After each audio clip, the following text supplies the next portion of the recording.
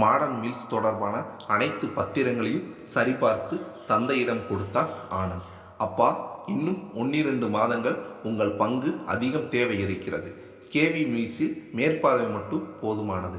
ஆனால் இந்த திருப்பூர் மாடர்ன் மில்ஸில் நிறைய மாற்றங்கள் தேவைப்படலாம். நிர்வாக மாற்றம் என்பதால் அங்கே பணியாற்றும் அனைவரின் நம்பிக்கையும் பெற வேண்டும். புதியது வந்ததும் பழையதை கண்டு கொள்ளவில்லை என்று யாரும் சொல்லிவிடக்கூடாது. அதனால் நீங்கள் எல்லாம் சீராகும் வரை கேவி மில்ஸை பார்த்து கொள்ளுங்கள் என்றான் ஆனந்த். கேவி மில்ஸ் தான் அவர்களே பார்த்து கொள்வார்கள் என்றாயே, லீஸ் பற்றி ஏதும் தகவல் சொன்னார்களா? நமக்கில்லை என்று விட்டால் நாம் ஏன் பார்க்க வேண்டும் என்றாள் பத்மா. இன்னும் நம் லீஸ் முடிய 2 மாதங்கள் இருக்கிறது அம்மா. நாம் எப்படி அதை விட முடியும்? நானும் அப்பாவும் நிர்வாகத்தை ஏற்று நடத்துவதாக சொன்னபோது எந்த மறுப்புமின்றி ஒத்துக்கொண்டார் சாமி சார். இப்போது போய் நான் வேறு நிறுவனத்தை பார்க்க போகிறேன், உங்களுடையதை நீங்களே பார்த்து கொள்ளுங்கள் என்று எப்படி சொல்வது என்றான் ஆனந்த். நான் ஒன்றும் அப்படி சொல்லவில்லை. நீ மாடர்ன் மில்ஸை வாங்கி இருப்பது அவர்களுக்கு தெரியும் தானே. இதுவரை அவர்களுக்கு பொறுப்பை ஏற்க யாரும் இல்லை என்றுதான் நமக்கு கொடுத்திருக்கிறார்கள்.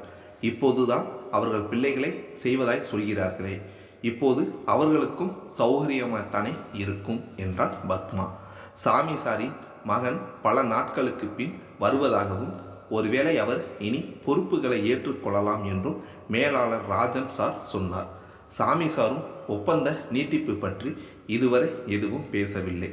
எனக்கு தெரிந்தவரை ஒப்பந்த நீட்டிப்புக்கு வாய்ப்பு இருப்பதாக தெரியவில்லை. நாமும் வேறு ஏற்பாடுகளை செய்துவிட்டோம். என்ன, கேவி மில்ஸ் இன்னும் ஒரு 3 வருடம் நம் கையில் இருந்தால் வங்கியில் வாங்கிய கடனை சுலபமாக அடைத்து விடலாம். ஆனந்தின் விருப்பமும் சீக்கிரம் நிறைவேறிவிடும். அதன் பின் நம் விருப்பத்தை நிறைவேற்றுவான் என்றார் சுந்தரம் மகனை பார்த்தபடி. எதுவும் கேட்காது போல் மகன் அமர்ந்திருக்க, போதும், இப்போதுதான் அவன் கொஞ்சம் இயல்பாக இருக்கிறான். நீங்கள் மீண்டும் மில் கைவிட்டு போகிறது என்று ஆரம்பிக்காதீர்கள். நான் சென்று சிற்றுண்டி எடுத்து வருகிறேன் என்று உள்ளே சென்றார் பத்மா. என்ன ஆனந்த், நீ எதுவும் சொல்லவில்லை என்றார் சுந்தரம் கையில் இருந்த கோப்பை புரட்டியபடி. தலையை திருப்பாமல் பார்வையை மட்டும் அப்பாவிடம் திருப்பினான். என்ன கேட்டீர்கள்? அம்மாவிடம் பேசிக்கொண்டிருந்தீர்கள். என்னிடம் எதுவும் கேட்டதாக தெரியவில்லையே என்றான் சாதுவாக. உன் சாமர்த்தியத்தை எல்லாம் என்னிடம் காட்டாதே. நான் என்ன கேட்டேன் என்று உனக்கு நன்றாக தெரியும் என்றார் கோப்பை மூடியபடி. லேசாக சிரித்தபடி, அப்பா, உங்களிடம் என் சாமர்த்தியத்தை காட்டி என்ன செய்ய போகிறேன்? நீங்கள் என்னிடம் எதுவும் கேட்கவில்லை. எங்கள் ஆசை நிறைவேற்றுவதை பற்றி சொன்னேனே, காதில் விழவில்லை? ஓ, விழுந்ததே. முதலில் என் ஆசை நிறைவேற வேண்டும் என்று நீங்களே சொல்லிவிட்டீர்களே, அது நிறைவேறட்டும், பிறகு பார்க்கலாம். பின் 20களில் இருக்கும் ஒரே மகனான ஆனந்திற்கு திருமணம் செய்வதை தவிர வேறு என்ன ஆசை அவன் பெற்றோருக்கு இருந்துவிடப் போகிறது? பெங்களூர் வேலையில் இருந்திருந்தால் இப்போது அவனுக்கு நிச்சயம் திருமணம் செய்து வைத்திருப்பார்கள். தொழில் என்று தொடங்கியதும் கொஞ்சமேனும் அதில் வளர வேண்டும் என்று நினைத்து அப்போதைக்கு திருமண பேச்சு எழவில்லை. நல்ல வளர்ச்சியை அவன் தொட்டதும் இது போதாது, நாம் சொந்தமாக ஆலை வாங்கியதும் பிறகு இதை பற்றி பேசலாம் என்றான்.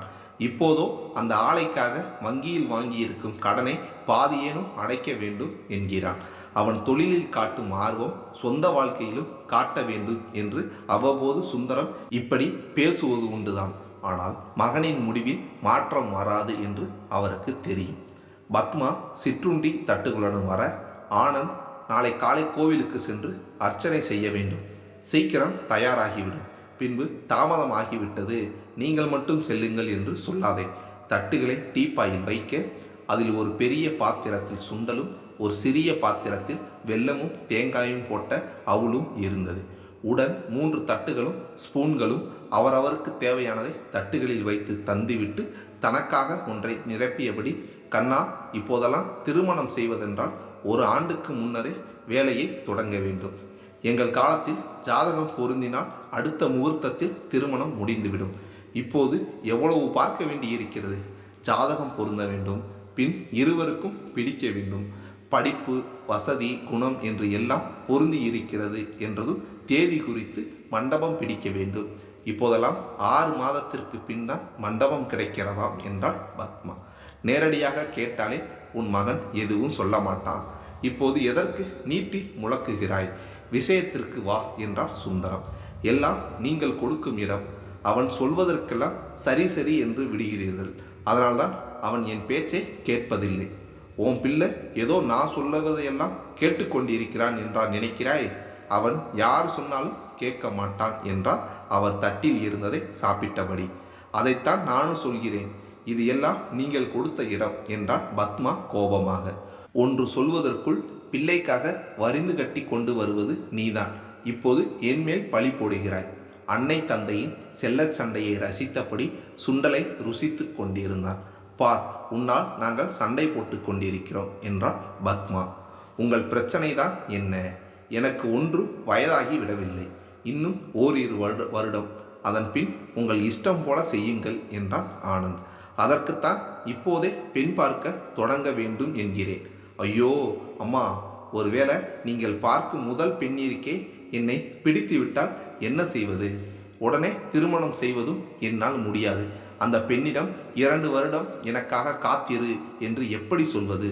தற்பெருமையை பார் என்றார் சுந்தரம். ஏன், நம் ஆனந்தை எந்த பெண் வேண்டாம் என்பாள்? முடியல, நான் கிளம்புகிறேன். இரவு வர தாமதமாகலாம். கொஞ்சம் வேலை இருக்கிறது என்று கிளம்பினான் ஆனந்த். ஆனந்த் பெரும்பாலும் அலுவலகம், ஆலை, அதன் வளர்ச்சி என்றுதான் அலைவான். என்றேனும் நண்பர்களுடன் செல்வதுண்டு. இன்னும் 2 நாளில் சரத்தின் பிறந்த நாள் கொண்டாட்டம். பெரும்பாலும் அவன் அறிந்தவர்களே இருந்தனர். ஹாய் ஆனந்த், வாடா, எங்கு வராமல் இருந்து விடுவையோ என்று நினைத்தேன் என்றான் சரத். அவ்வளோ பிஸியா என்றான் உடன் இருந்த பாலு. பின்ன 2 நிறுவனங்களை கட்டி மேய்க்கும் டைரக்டர், சும்மாவா என்றான் சரத். கேள்விப்பட்டேன், பிரமாதம் ஆனந்த். என்ன, கேவியின் ஒப்பந்தம் நீண்டு விட்டதா என்றான் பாலு. இன்னும் இல்லை, இப்போது திருப்பூர் மில் மட்டும்தான் என் பொறுப்பு. பார்க்கலாம் என்றான் ஆனந்த். நான் சொல்வது போல் செய்தால் கேவி மில்ஸ் என்றும் உன்னிடம் இருக்கும். நீதான் மாட்டேன் என்கிறாய் என்றான் சரத். அப்படி என்னடா யோசனை என்று பாலு கேட்க, அந்த சாமி சாரின் பேத்தி சாருவை திருமணம் செய்து கொண்டால் போதும். இப்போதைய தலைமுறையினர் யாரும் நிர்வாகத்தை கவனிக்க தயாராக இல்லை. அப்படி இருக்க இவன் சரியாக செய்தாலே எல்லா பொறுப்பும் இவனுக்கு வந்துவிடும். ஆனால் ஆனந்துக்கு அதில் விருப்பமில்லை.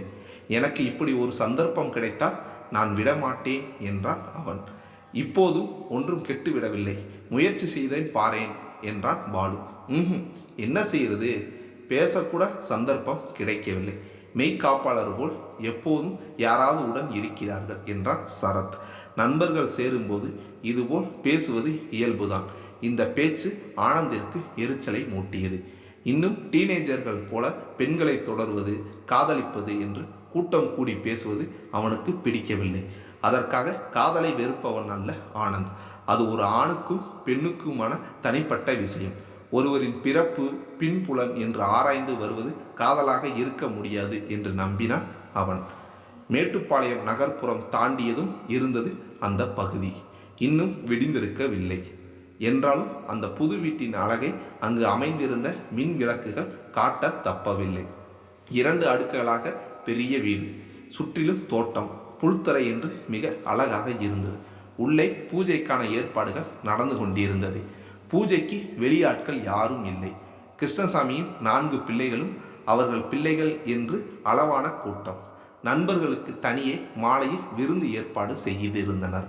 நாயகியின் 2 மகன்களில் ஒருவன் மற்றும் ஜீவாவை தவிர அனைவரும் இருந்தனர். பூஜை முடிந்ததும் இலசுகள் தனியே கூட்டம் போட்டு பேசிக்கொண்டிருந்தனர். மீரா அவள் அன்னையை ஒட்டி நின்றதை பார்த்து, போ மீரா, நீயும் அவர்களுடன் சேர்ந்து கொள் என்றார் பாட்டி விஜயா. அவர்கள் யாரும் அழைக்காமல் அங்கே செல்ல மீராவுக்கு அவர்களிடம் செல்ல மனம் இல்லை. இல்லை பாட்டி, கல்லூரிக்கு செல்ல வேண்டும், நேரம் ஆகிறது என்றார். ஓ சரி, மணியை அழைத்து கொண்டு நீ கிளம்பு என்றார் பாட்டி. யாரேனும் இப்படி சொல்ல மாட்டார்களா என்று காத்திருந்த மீரா உடனே கிளம்பிவிட்டார். காலையில் பரீட்சை, மதியம் செய்முறை வகுப்பு என்று எல்லாம் முடித்து வீட்டுக்கு வந்தால் முகூர்த்த தினம் என்று பேருந்து கூட்டமாய் இருந்தது. வீடு வரும்போது நேரே சென்று படுக்கையில் விழ வேண்டும் போல் இருந்தது மீராவுக்கு. அவள் வீட்டை அடையும் போது கூடத்தில் அப்பா அமர்ந்திருந்தார். இதே கோவை வீடு என்றால் அப்பாவிடம் சென்று அமர்ந்திருப்பாள். லேசாக புன்னகைத்துவிட்டு அவள் அறைக்கு சென்றாள். பின்னோடு ராதா வந்து டிஃபன் சாப்பிடுகிறாயா, இல்லை காஃபி தரட்டுமா என்று கேட்டுக்கொண்டு இருந்தபோது கோபாலனும் உள்ளே வந்தார். நீ செய்வது கொஞ்சமும் சரியில்லை மீரா என்றார். ஒன்றும் புரியாமல் மீரா விழிக்க, நீ இன்று நடந்து கொண்டது உனக்கே சரி என்று படுகிறதா? நம் சித்தப்பா வீட்டு விழா, ஒரு நாள் விடுப்பு எடுத்தால் என்ன? சரி, அது கூட பரவாயில்லை. நம் உறவினர்களிடம் நலம் விசாரிப்பதற்கு என்ன? நீ அங்கே யாருடனும் பேசி நான் பார்க்கவில்லை. இப்படி இருந்தால் உன் அம்மாவின் வளர்ப்பைத்தான் குறை கூறுவார்கள் என்றார்.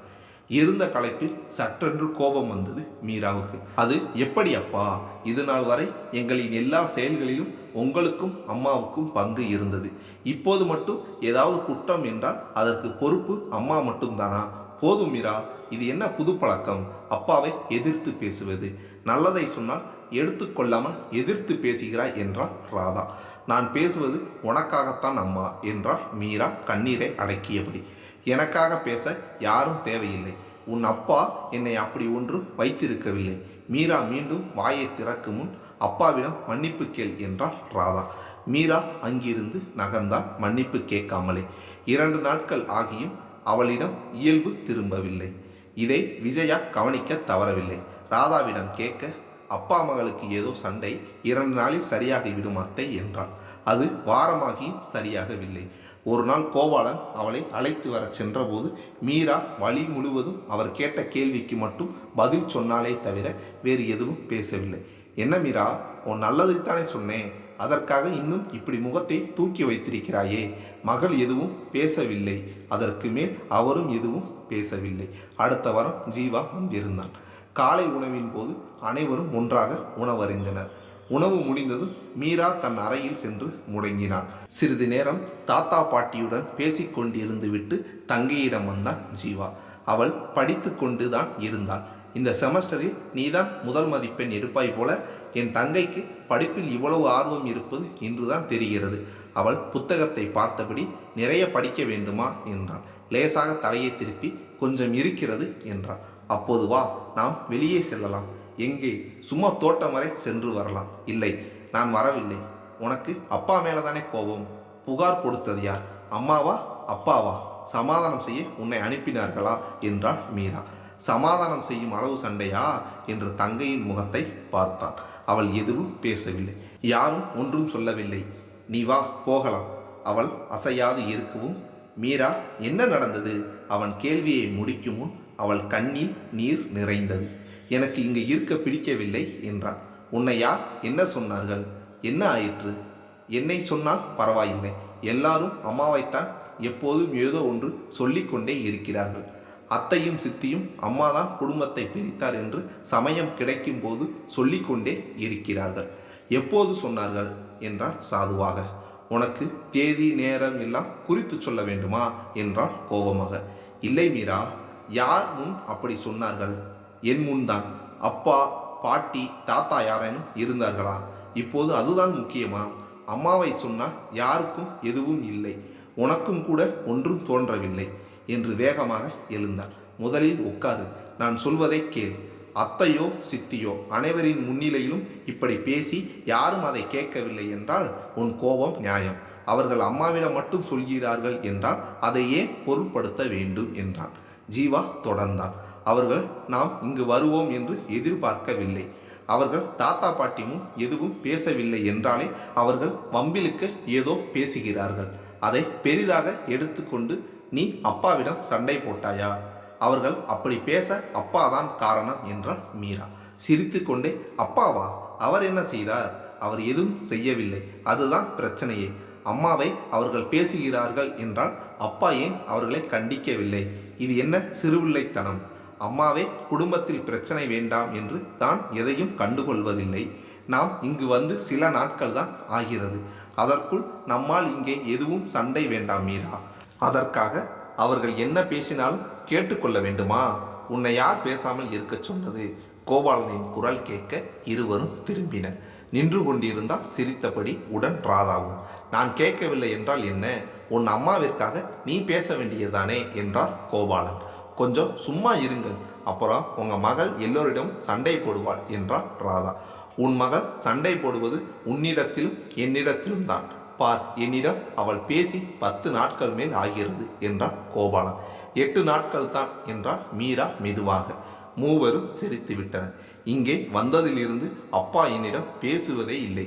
அப்படியே பேசினாலும் இப்படி ஏன் செய்தாய், அதை செய்யாதே என்று குறை கூற மட்டும்தான் பேசுகிறார். என்னுடன் அமர்ந்து பேசி எத்தனை நாட்கள் ஆகிறது தெரியுமா? ஜீவனை கேட்டார். சாரிடா, நான் அன்று பேசியது கூட என் மகளை யாரும் குறை சொல்லக்கூடாது என்பதால் தான். நான் தாத்தா பாட்டிக்காக மட்டும் இங்கு வரவில்லை, உங்களுக்காகவும் தான்.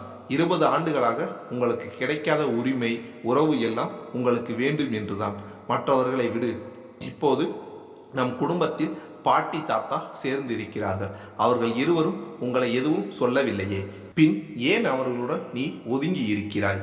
மகளுடன் கோவலன் பேசிக்கொண்டிருக்க, பாருங்கள் அம்மா, நான் ஏதோ மீரா உன்மேல் உள்ள பிரியத்தில்தான் அப்பாவுடன் சண்டை போட்டாள் என்று நினைத்தேன்.